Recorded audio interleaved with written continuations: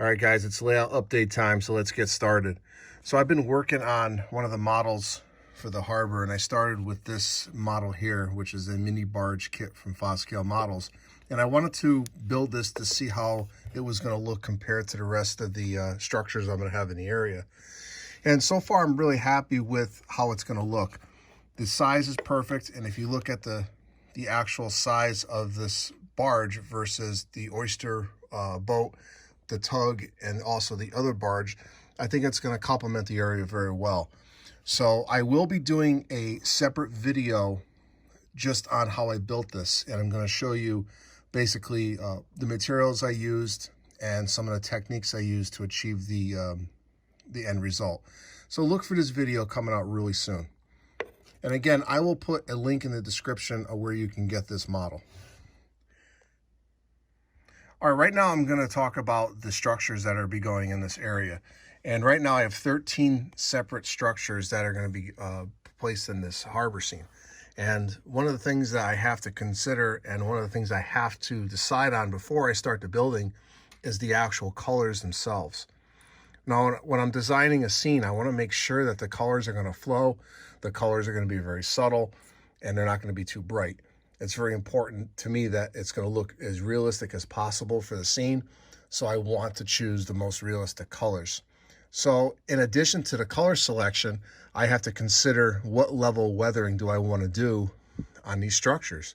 You know, are they a fairly new structure, or they've been there for a while, and all the weathering from the water to salt water and just age, do I want to show a really dilapidated building, or do I want to show something that's been weathered but it's still, it's still in service? So those are the things that I have to decide on before I start the building process of these buildings. So let's take a look at some samples of my work, and from there it's going to help me to decide what level of weathering that I'm going to do. So we'll be right back. All right, here's some samples of my work, and this is a good example of the different levels of weathering that you can do for your kits. So taking a look at the first one, this Hooper's Oyster House. This is a Foscale kit that I built, I think, let's see, I usually date my kits. Yeah, this I built in 2014, and I used a peeled paint effect on this. So it's really, if you look at it, it's really weathered up. You can see the different levels of paint, and other colors there, and primer and rust, and I really like this look. So it's a consideration probably for one of the buildings, at least, maybe the ones that are on the actual pier itself. So you can see all the rust that I put on the roof, and this is something that fits a harbor scene very well. Now, another example that you can do is a weathered look, but for this building here, and this is also another Foscale kit that I did and I modified and I added to, but there's not really too much of a peeled paint effect, but it's definitely weathered, that it shows that it's been there for a while, but it's still in service and still in use. So this is basically just a level of weathering that I do, and I use these paints as washes. And when I do another kit build, I will illustrate how I do this. But again, this is just another level of detailing. Now, including the roofs too. So I have to consider what type of roof I'm going to use, and also the level of weathering that I want to put on here. All right, so, and finally, actually, let me just pause the video just for a second, and I will get the other one in the screen here. Hold on one second. Okay, and finally, I have my little welding company here. And this was a kit bash that I did years ago, or a couple years ago anyway. And I tried to really replicate a really worn down used building. And I used different techniques, and I totally filled the area with a lot of castings. But again, with this, here's an example of some different types of weathering you can do. You get rusted signs and lifted boards, and you can see the nail holes and everything else. So I will be using this particular technique on one of the structures. It's probably going to be the steel company, because I want to show a really worn down building that's been used for a while. And you can tell this by the rest of the building, it's highly detailed. So this paint scheme I'm definitely going to be using. So in addition to this, I'm going to pick a couple other colors, but you know, I'm using those as a guide. So the next step is we're going to talk about some backdrops. So we'll be right back. All right, so the next step I'm going to talk about is the backdrops. So I've been thinking a lot about these, and they have to work not only with the scene, but they also have to work with the harbor scene as well, because you're going to see the backdrops right behind the harbor scene. So I decided to leave this one here. I felt that it fit the area much better than anything else I had. So this one's definitely staying. What I'm probably going to end up doing, I'm probably going to end up taking this backdrop out. And the reason for that is I only need certain sections of it, so I may just take other backdrops that I have or photos and put them behind there. But I'm definitely not going to be using this one here. I'm going to basically take and make a transition. I'm going to put an extra factory here. So if you want to picture a factory there, and then it's going to go into backdrop buildings. So I'm gonna, in one of my next videos, I'm gonna show you how to take a photo backdrop and make it into a backdrop structure.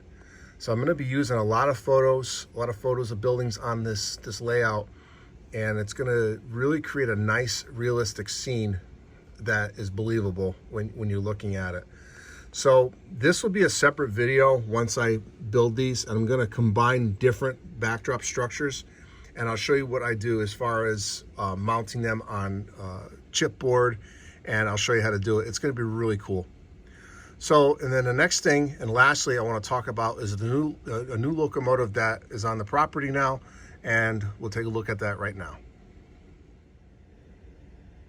All right, so I had this locomotive on the old layout, and after I moved, I packed it up, and it's been sitting in the box ever since. So I wanted to get this locomotive out and start using it on the layout.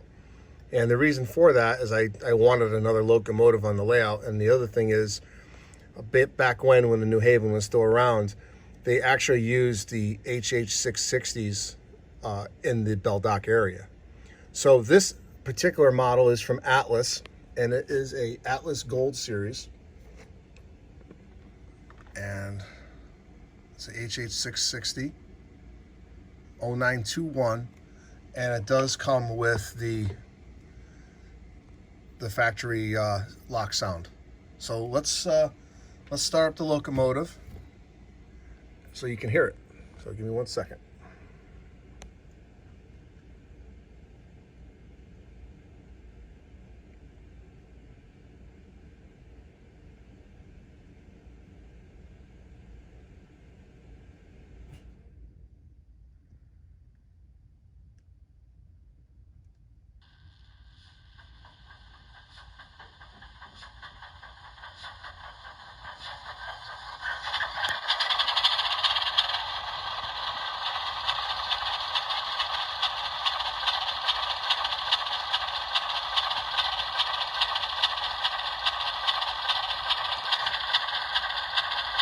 So it has definitely has some good sound to it.